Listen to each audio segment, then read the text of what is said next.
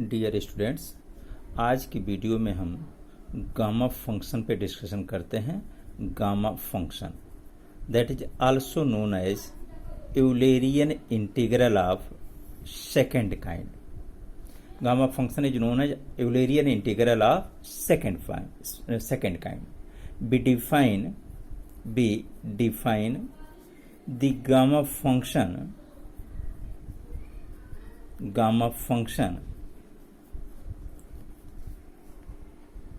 gamma n, where n is positive, as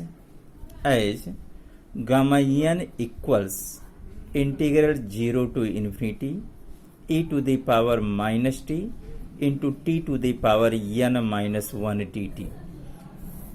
यहाँ इसके बारे में कहा गया कि n इज पॉजिटिव नंबर। तो गामा, इसको हम पढ़ते हैं gamma N, capital gamma N equals, definition दिया गया integral 0 to infinity E to the power minus T T to the power N minus 1 डी2। It is also a case of improper integral and this was defined by Euler and it is known as Eulerian integral of second kind. Beta function को हम Eulerian integral of first kind कहते हैं और gamma function को Eulerian integral of second kind कहते हैं। तो ये तो आपकी डेफिनेशन, चूंकि डेफिनेशन एक प्रॉपर्टी होती है, तो अगर हम gamma N equals integral 0 to infinity E to the power minus T T to the power N minus 1 d t लिख सकते हैं। तो इसी डेफिनेशन से जरूरत पड़ने पर integral 0 to infinity E to the power minus T T to the power N minus 1 d t को हम गामा एन भी लिख सकते हैं। अब इसी के आधार पर हम कुछ और रिजल्ट्स निकालते हैं कि और रिजल्ट्स गामा फंक्शंस के क्या हो सकते हैं। तो इस मेन रिजल्ट के आधार पर पहला रिजल्ट निकालने की कोशिश कर रहे हैं, पुट कर देते हैं इसी में t is equal to lambda X, lambda is some scalar का, so that dt is equal to हो जाएगा लैम्डा dx और रखना किस में है, इन इक्वेशन 1। देखा जाए क्या मिलेगा, तो जाएगा gamma N equals integral e to the power minus t और टी की जगह रख दिया लैम्डा एक्स। यहाँ भी टी है, इसकी जगह भी रखेंगे तो हो जाएगा lambda x to the power N minus 1 और डी टी की जगह पे हम लोग लिख सकते हैं इक्वेशन नंबर 1 में लैम्डा इंटू डी एक्स। इतना आ गया।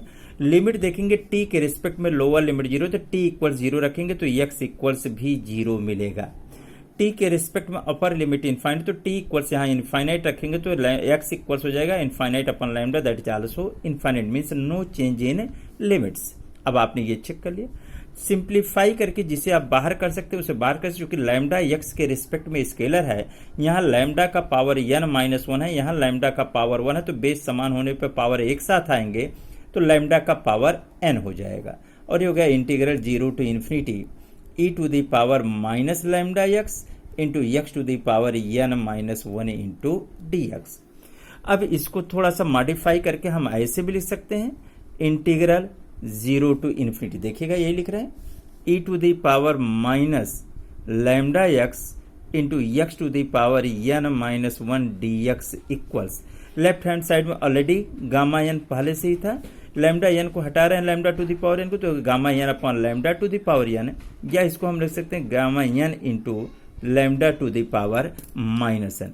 ये आपका दूसरा रिजल्ट हो गया। तो कभी कभी हम इस रिजल्ट का भी प्रॉब्लम सॉल्व करने में यूज करते हैं। दूसरा रिजल्ट हो गया कि integral 0 to infinity E to the power minus lambda x into x to the power N minus 1 D x equals होता है gamma n upon lambda to the power n या gamma n into lambda to the power minus n, पर lambda is some scalar. अब दूसरे result पे आते हैं, कुछ और ट्रांसफॉर्मेशन देखते हैं। क्या पुट करते हैं, put t equals x to the power 1 by n, put t equals x to the power 1 by n, so that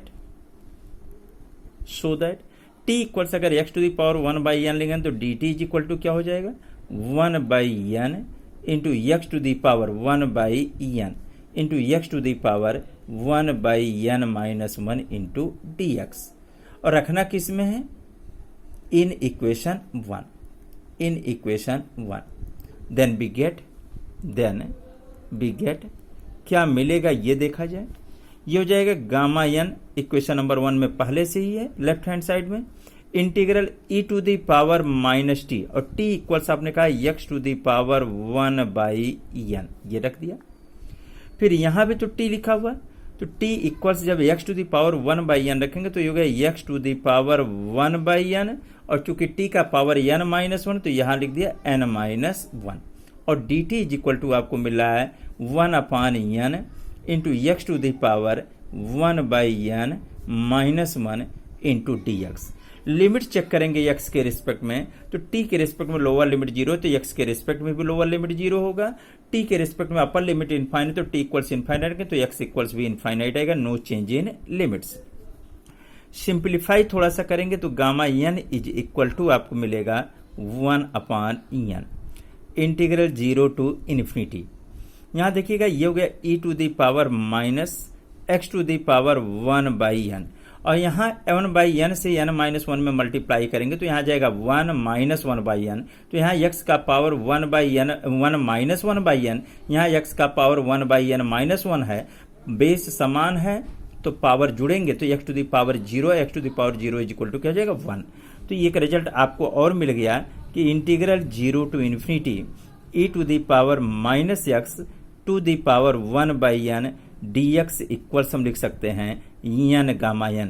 cross multiplication कर लिया तो एक रिजल्ट और आपको मिल गया, ये रिजल्ट भी याद रखना चाहिए प्रॉब्लम सॉल्व करने के लिए। ये तो कैसे आ रहा है वो चीज आपके सामने आ रही है।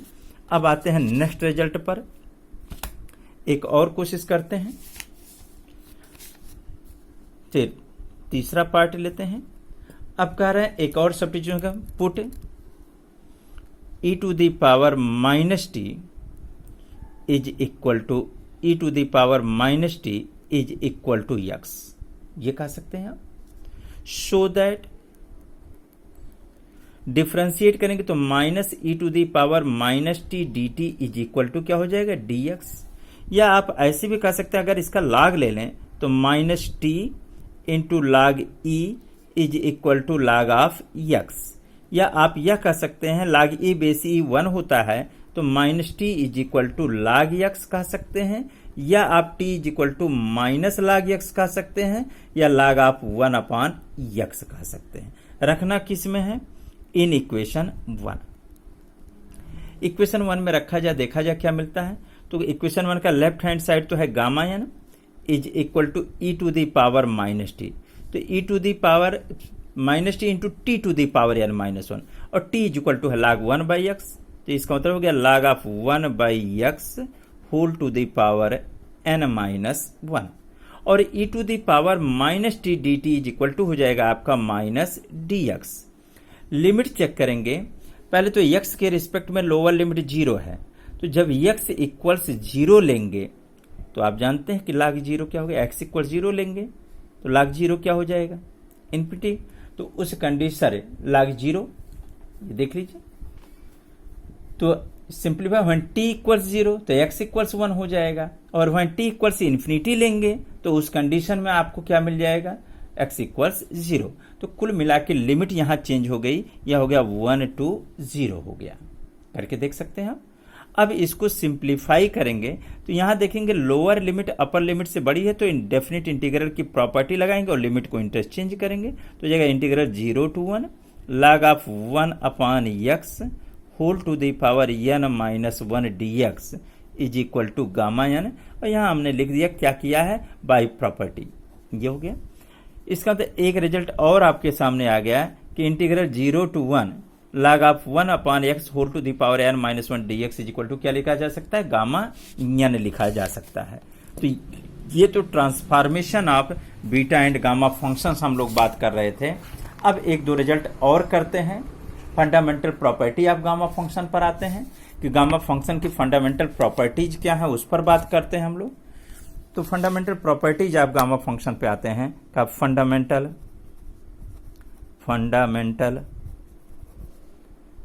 प्रॉपर्टीज ऑफ गामा फंक्शन, इसकी बात कर लेते हैं। Fundamental properties of gamma function, gamma function की फंडामेंटल प्रॉपर्टीज, चलिए इस पर भी बात करते हैं, कोई बहुत बड़ी बात नहीं है। फंडामेंटल प्रॉपर्टी अभी आपके सामने आ जाएगी, वी हैव बाय डेफिनेशन क्या, gamma N equals integral 0 to infinity e to the power minus t to the power N minus 1 dt, और यू में से इट इज इक्वेशन नंबर 1। ये डेफिनेशन आपके पास है। अब अगर इसे इंटीग्रेशन बाय पार्ट लेते हैं तो इंटीग्रेशन बाय पार्ट्स में किसको फर्स्ट मानना किसको सेकंड, ये आपको मालूम है। T to the power N minus 1 को फर्स्ट फंक्शन मानेंगे तो आप first function t to the power N minus 1, integral of second हो जाएगा e to the power minus t upon minus 1, तो हमने ऐसे लिख दिया minus e, integral 0 to infinity minus whole integral 0 to infinity, differential आप फर्स्ट करेंगे तो ये हो जाएगा n minus 1 into t to the power N minus 1 minus 1, और इंटीग्रल आप सेकंड करेंगे तो minus e to the power minus t, और ये हो गया with respect to t. Simplify करेंगे, अपर लिमिट लोअर लिमिट रखेंगे, ये 0 आ जाएगा, ये माइनस माइनस आपका हो गया प्लस, n माइनस 1 कांस्टेंट है, बाहर कर लिया इंटीग्रल साइन से, बचा क्या integral 0 to infinity e to the power minus t into t to the power n minus 1 into d t, इतना आ गया। अब जरा सा हम इक्वेशन नंबर 1 का यूज करें तो इक्वेशन 1 में कहा गया था integral 0 to infinity E to the power minus t to the power n minus 1 dt होने पर हम इसको लिखते हैं गामा n। यहाँ n के बजाय क्या है, n की जगह पर n माइनस 1 है, बाकी सारी चीजें सच हैं, तो इसको बाई इक्वेशन 1 हम इसको लिख सकते हैं गामा n माइनस 1। ये कहाँ से आया, बाई 1। इसका मतलब कुल मिला के हम लोगों को जो रिजल्ट मिला वह रिजल्ट मिला कि gamma n is equal to n minus 1 into gamma n minus 1। ये भी एक इंपॉर्टेंट रिजल्ट है, इस रिजल्ट को हमें याद रखना चाहिए, इसको हमने कहा दिया नंबर 1। ये आ गया आपका। अब ये रिजल्ट मिल गया, इसमें कहा अब n को n प्लस 1 से रिप्लेस करते हैं, तो कहा replacing small n by n plus 1, we get n को जब n प्लस 1 से रिप्लेस करेंगे तो gamma n plus 1 is equal to n की जगह n प्लस 1 रखेंगे तो n प्लस 1 माइनस 1, सिर्फ क्या बचेगा n, तो क्या n गामा n। और अभी आपने प्रूफ किया कि gamma n is equal to होता है n minus 1 into gamma n minus 1, कहाँ से आया, बाई 1। अब आपको फिर जरूरत पड़ेगी कि गामा n माइनस 1 क्या होगा, तो इसकी भी वैल्यू जानने के लिए इक्वेशन नंबर 1 में n की जगह हम n माइनस 1 रखें तो यहाँ n माइनस 1 हो जाता है, यहाँ भी n की जगह n माइनस 1, यहाँ भी n माइनस 1 होगा, तो ये हो जाएगा n minus 2 into gamma n minus 2, फिर टेल अंडर आ गया गामा n माइनस 2। कहा अब इसकी वैल्यू कहाँ से मिलेगी, कहा जहाँ से आपने पहले गामा n माइनस 1 की वैल्यू निकाला वहीं से गामा n माइनस 2 की वैल्यू रखेंगे। तो उसको निकालने के लिए इक्वेशन 1 में n की जगह हम क्या रख देंगे, n माइनस 2, तो n माइनस 2 रखेंगे तो ये जाएगा n minus 3 into gamma n minus 3, ये भी कहाँ से आ गया, बाई 1। अगर इस प्रोसेस को हम कंटिन्यू करें तो कंटिन्यू करने पर हमें जो रिजल्ट मिलेगा हम उसकी बात करते हैं, तो कहा continuing this process we get, क्या मिलेगा उस पर बात करते हैं।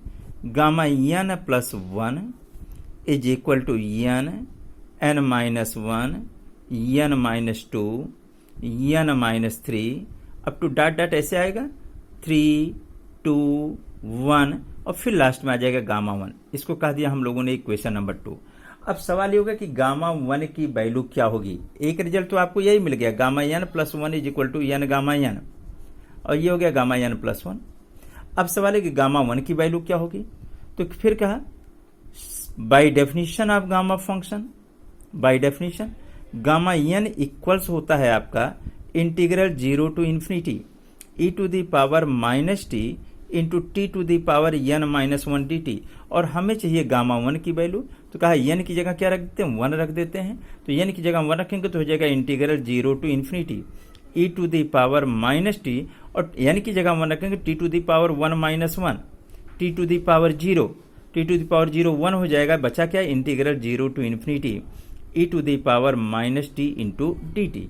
अब इसको इंटीग्रेट करेंगे तो क्या आ जाएगा minus e to the power minus t, और लिमिट हो गया 0 टू इन्फिनिटी।